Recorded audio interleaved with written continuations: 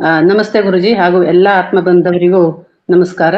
ಮೊದಲಿಗೆ ಬ್ರಹ್ಮರ್ಷಿ ಪಿತಾಮಹ ಡಾಕ್ಟರ್ ಸುಭಾಷ್ ಪತ್ರಿಜಿ ಅವರಿಗೆ ಅನಂತ ಕೋಟಿ ವಂದನೆಗಳನ್ನು ಹೇಳುತ್ತಾ, ಗುರುಮಾತೆ ಸ್ವರ್ಣಮಾಲಾ ಅಮ್ಮನವರಿಗೂ ವಂದನೆಗಳನ್ನು ಹೇಳುತ್ತಾ, ಮಾವತಾರ್ ಬಾಬಾಜಿ ಪ್ರಕೃತಿ ಮಾತೆಗೆ ಅನಂತ ಕೋಟಿ ವಂದನೆಗಳನ್ನು ಹೇಳುತ್ತಾ, ನಮ್ಮೆಲ್ಲರ ಗುರುಗಳಾದ ರಂಗನಾಥ್ ಗುರುಜಿ ಅವರಿಗೆ ಅನಂತ ಕೋಟಿ ವಂದನೆಗಳು ಹಾಗೂ ನನ್ನ ಎಲ್ಲಾ ಧ್ಯಾನ ಮಿತ್ರರಿಗೂ ನಮಸ್ಕಾರಗಳು. ಈ ದಿನ ನಾನು ತೆಗೆದುಕೊಂಡಿರುವಂತ ವಿಷಯ ಪಾರ್ವತಿ, ಸರಸ್ವತಿ ಹಾಗೂ ಲಕ್ಷ್ಮಿ. ಈ ಟಾಪಿಕ್ ಅನ್ನ ನಮ್ಮ ಗುರುಜಿಯವರು ಮೊದಲೇ ಈ ಒಂದು ವೇದಿಕೆಯಲ್ಲಿ ಮಾಡಿದ್ರು. ನಾನು ಒಂದೆರಡು ಸರ್ತಿ ವಿಡಿಯೋ ನೋಡಿದಾಗ ನಂಗೆ ತುಂಬಾ ಇಷ್ಟ ಆಯ್ತು. ಇನ್ನೊಂದ್ಸಲ ನಾನು ಮಾಡ್ಬೇಕು ಅಂತ ನಾನು ಇವತ್ತು ಅದೇ ಟಾಪಿಕ್ ಅನ್ನ ತಗೊಂಡಿದ್ದೀನಿ. ಇಲ್ಲಿ ಪಾರ್ವತಿ, ಸರಸ್ವತಿ, ಲಕ್ಷ್ಮಿ ಅಂದ ತಕ್ಷಣ ನಮ್ಗೇನ್ ನೆನ್ಪು ಬರುತ್ತೆ? ಒಂದು ಪುರಾತನ ದೇವತೆಗಳು, ಅವರ ಒಂದು ಪ್ರತಿರೂಪ ನಮ್ಮ ಕಣ್ಣು ಮುಂದೆ ಬರುತ್ತೆ. ಅಥವಾ ದೇವಸ್ಥಾನಗಳಲ್ಲಿ ಅವರ ಒಂದು ವಿಗ್ರಹ ಇರ್ಬೋದು, ಅಥವಾ ನವರಾತ್ರಿಲಿ ತುಂಬಾ ವಿಜೃಂಭಣೆಯಿಂದ ಪೂಜೆ ಮಾಡಿರ್ಬೋದು. ಈ ತರ ಒಂದು ನೆನಪುಗಳು ನಮಗೆ ಅವರ ಪ್ರತಿರೂಪ ಕಣ್ಣು ಮುಂದೆ ಕಾಣುತ್ತೆ. ಆದರೆ ಆಧ್ಯಾತ್ಮಿಕ ಮಾರ್ಗದಲ್ಲಿ ಈ ಮೂರು ದೇವತೆಗಳ ಗುಣಗಳು ಅಥವಾ ಅವ್ರದ್ದು ಎಷ್ಟು ಪ್ರಮುಖ ಪಾತ್ರವನ್ನು ವಹಿಸಿದೆ ಅನ್ನೋದನ್ನು ನಾವು ಒಂದೊಂದಾಗಿ ನೋಡೋಣ. ಮೊದಲನೇದಾಗಿ ಪಾರ್ವತಿ. ಪಾರ್ವತಿ ಎಂದರೆ ಧ್ಯಾನ, ಸರಸ್ವತಿ ಎಂದರೆ ಜ್ಞಾನ, ಲಕ್ಷ್ಮಿ ಎಂದರೆ ಸೇವೆ. ಇದು ಹೇಗೆ ನೋಡಿ, ಪಾರ್ವತಿ ಎಂದರೆ ಧ್ಯಾನ ಅಂತ ಹೇಳಿದ್ವಿ. ಪಾರ್ವತಿ ನಮಗೆ ಧ್ಯಾನವನ್ನು ಕಲಿಸುತ್ತಾಳೆ, ಹಾಗೆ ಶಕ್ತಿಯನ್ನು ತಂದು ಕೊಡ್ತಾಳೆ. ಈಗ ನಮ್ಮ ಪತ್ರಿಜಿ ಗುರುಗಳು ಇಡೀ ಪ್ರಪಂಚಕ್ಕೆ ಧ್ಯಾನವನ್ನ ಹೇಳ್ಕೊಟ್ಟಿದ್ದಾರೆ. ಆನಾಪಾನ ಸತಿದಾನ ಎಲ್ಲರೂ ಸರಳವಾಗಿ ಸುಲಭವಾಗಿ ಮಾಡುವಂತಹದ್ದು. ಸುಮ್ಮನೆ ಕೈ ಕಟ್ಕೊಂಡು, ಕಾಲ್ ಕ್ರಾಸ್ ಮಾಡ್ಕೊಂಡು, ಕಣ್ಣು ಮುಚ್ಕೊಂಡು ನಮ್ಮ ಉಸಿರಾಟದ ಮೇಲೆ ಗಮನ ಕೊಟ್ರೆ ಶೂನ್ಯ ಸ್ಥಿತಿಗೆ ತಲುಪ್ತೀವಿ. ಆ ಸಮಯದಲ್ಲಿ ಬ್ರಹ್ಮಾಂಡದಿಂದ ಬಂದಂತ ವಿಶ್ವಮಯ ಪ್ರಾಣಶಕ್ತಿ ನಮ್ಮ ದೇಹದಲ್ಲೆಲ್ಲ ಪಸರಿಸಿ ನಮಗೆ ಶಕ್ತಿಯನ್ನ ತಂದು ಕೊಡುತ್ತೆ. ಹೀಗಾಗಿ ನಾವು ಆ ಶಕ್ತಿಯನ್ನ ಉಪಯೋಗಿಸ್ಕೊಳ್ತೀವಿ. ಅದೇ ನೋಡಿ, ಹಾಗಾಗಿ ನಮಗೆ ಪಾರ್ವತಿಯದೊಂದು ದುರ್ಗೆಯ ಅವತಾರ ಅಂತ ಕೂಡ ಹೇಳ್ತಾರೆ, ಅಂದ್ರೆ ಶಕ್ತಿಯನ್ನು ಕೊಡುವಂತಹದ್ದು. ಹಾಗಾಗಿ ನಮ್ಮ ಜೀವನ ಧ್ಯಾನದಿಂದ ಆರಂಭ ಆಗ್ಬೇಕು, ಧ್ಯಾನದಿಂದನೇ ಮುಕ್ತಾಯ ಆಗ್ಬೇಕು. ನಮಗೆ ಸಮಯ ಸಿಕ್ಕದಾಗ ಎಲ್ಲ ಧ್ಯಾನವನ್ನೇ ಮಾಡ್ತಾ ಇರ್ಬೇಕು. ಸಜ್ಜನ ಸಾಂಗತ್ಯ, ಸ್ವಾಧ್ಯಾಯ, ಆಧ್ಯಾತ್ಮಿಕ ಪುಸ್ತಕಗಳನ್ನು ಓದೋದು, ಹೀಗೆ ಒಳ್ಳೊಳ್ಳೆಯ ಆಧ್ಯಾತ್ಮಿಕ ವಿಷಯಗಳಲ್ಲಿ ನಮ್ಮನ್ನು ನಾವು ತೊಡಸ್ಕೊಳ್ಬೇಕು. ಆವಾಗ ನಮಗೆ ಶಕ್ತಿ ತನ್ನಿಂತಾನಾಗೆ ಬರುತ್ತೆ. ಆವಾಗ ನಾವು ಪಾರ್ವತಿಯ ಒಂದು ಗುಣವನ್ನ ನಮ್ಮಲ್ಲಿ ಅಳವಡಿಸ್ಕೊಳ್ಳುವಂತ ಒಂದು ವಿಚಾರ ನಮ್ಮಲ್ಲಿ ಬರುತ್ತೆ.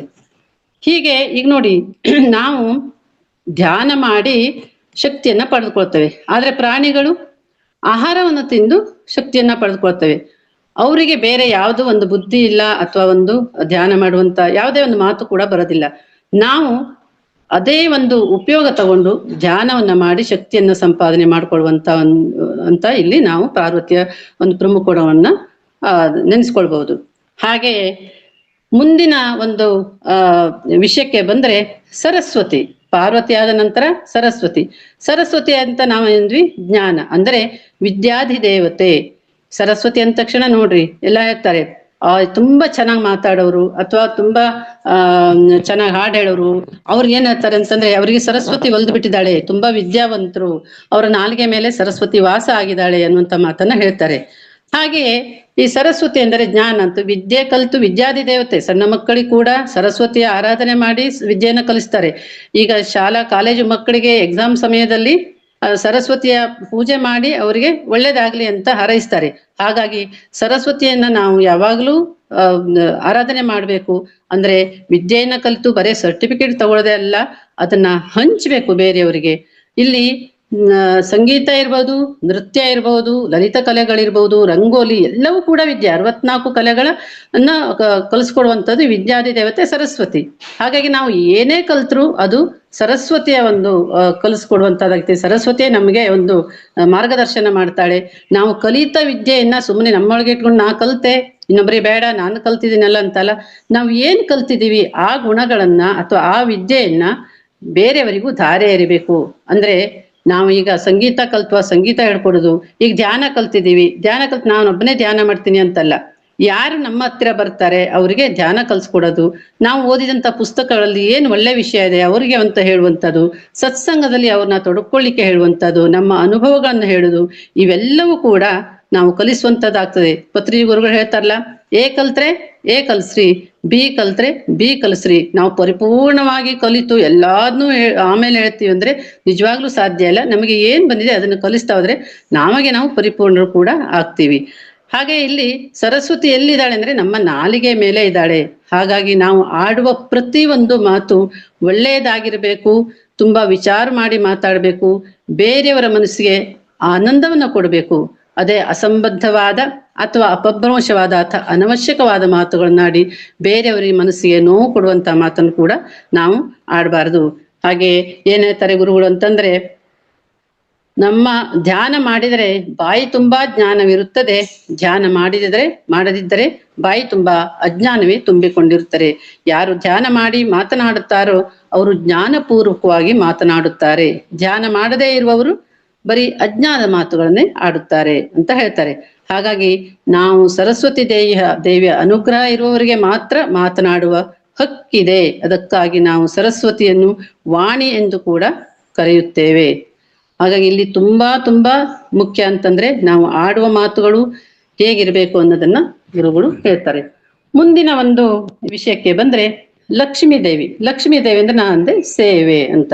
ಹೇಗೆ ಲಕ್ಷ್ಮಿ ಅಂದ್ರೆ ನೋಡ್ರಿ, ಸಹಜವಾಗಿ ನೆನಪಾಗೋದು ಏನು ನಮ್ಗೆ? ಹಣ, ಧನ, ಸಂಪತ್ತು, ಐಶ್ವರ್ಯ, ಲಕ್ಷ್ಮೀ ಪುತ್ರರು. ಯಾರು ಶ್ರೀಮಂತರೇ ಲಕ್ಷ್ಮೀ ಪುತ್ರರು ಅಥವಾ ಲಕ್ಷಾಧೀಶರು, ಲಕ್ಷ್ಮಿ ಒಲ್ದಿದ್ದಾಳೆ ಅನ್ನುವಂತ ಮಾತನ್ನ ಹೇಳ್ತಾರೆ. ಹಾಗೆ ಹೇಗೆ ಈಗ ನೋಡಿ, ನಮಗೆ ಮೂಲಭೂತ ಸೌಕರ್ಯಗಳಾದಂತ ನಮ್ಮ ಊಟ ಮತ್ತೆ ಬಟ್ಟೆ, ವಸತಿ, ನಮಗೆ ಬೇಕಾದಂತ ಕೆಲವು ಅಂಶಗಳನ್ನ ನಾವು ಪೂರೈಸಿಕೊಳ್ಳಬೇಕು. ಅದನ್ನ ಪೂರೈಸಿಕೊಳ್ಳಿಕ್ಕೆ ಅಂದ್ರೆ ನಮ್ಮ ಜೀವನವನ್ನ ನಡೆಸಲಿಕ್ಕೆ ನಾವು ಹಣ ಸಂಪಾದನೆ ಮಾಡಲೇಬೇಕು. ಆ ಹಣ ಸಂಪಾದನೆ ಹೇಗ್ ಮಾಡಬೇಕು? ಸತ್ಯವಂತವಾಗಿ, ಪ್ರಾಮಾಣಿಕವಾಗಿ, ಧರ್ಮಕ್ಕೆ ಚ್ಯುತಿ ಬಾರದಂತೆ ಧಾರ್ಮಿಕವಾಗಿ ಆ ಕೆಲಸವನ್ನು ನಾವು ಅಂದ್ರೆ ದುಡಿಯುವ ಕೆಲಸವನ್ನು ಸಂಪಾದನೆ ಮಾಡಬೇಕು. ಮೂರನೆಯದು ಲಕ್ಷ್ಮೀ ದೇವಿ ಅಂದ್ರೆ ನಾವು ಸಾಮಾನ್ಯ ಧನ, ಹಣ ಅದನ್ನ ವಿಚಾರ ಮಾಡ್ತೀವಿ. ಹಾಗೆ ಇದು ನಮಗೆ ಎಷ್ಟು ಬೇಕು ಅಷ್ಟು ಮಾತ್ರ ನಾವು ಹಣ ಸಂಪಾದನೆ ಮಾಡಿ ಉಳಿದದನ್ನ ಒಳ್ಳೆಯ ಆಧ್ಯಾತ್ಮಿಕ ಕಾರ್ಯಕ್ಕೆ ಉಪಯೋಗ. ಹಾಗೆ ಧ್ಯಾನದಿಂದ ಜ್ಞಾನ, ಜ್ಞಾನದಿಂದ ಸೇವೆ. ಧ್ಯಾನವಿಲ್ಲದಿದ್ದರೆ ಜ್ಞಾನವಿಲ್ಲ, ಜ್ಞಾನವಿಲ್ಲದಿದ್ದರೆ ಸೇವೆ ಇಲ್ಲ. ಹಾಗಾಗಿ ಧ್ಯಾನ, ಜ್ಞಾನ, ನಿಸ್ವಾರ್ಥ ಸೇವೆ ಇದು ನಮ್ಮ ಜೀವನದ ಗುರಿಯಾಗಬೇಕು. ಪ್ರತಿನಿತ್ಯ ಧ್ಯಾನ ಮಾಡಬೇಕು, ಸ್ವಾಧ್ಯಾಯ ಸಜ್ಜನ ಸಾಂಗತ್ಯವನ್ನು ಮಾಡಬೇಕು. ಹಾಗೆ ಈ ಮೂರು ದೇವತೆಗಳ ಒಂದು ಗುಣಗಳನ್ನ ನಮ್ಮ ಆಧ್ಯಾತ್ಮಿಕತೆಯಲ್ಲಿ ಬಳಸ್ಕೊಂಡು ನಾವು ನಮ್ಮ ಜೀವನದ ಪರಿಪೂರ್ಣತೆಯನ್ನು ಕಾಣೋಣ ಅಂತ ಹೇಳ್ತಾ, ಅವಕಾಶ ಕೊಟ್ಟಿದ್ದಕ್ಕಾಗಿ ನಮ್ಮ ರಂಗನಾಥ್ ಗುರೂಜಿಯವರಿಗೂ ಎಲ್ಲ ನನ್ನ ಆತ್ಮ ಬಾಂಧವರಿಗೂ ಹೃತ್ಪೂರ್ವಕ ವಂದನೆಗಳು. ಧನ್ಯವಾದಗಳು.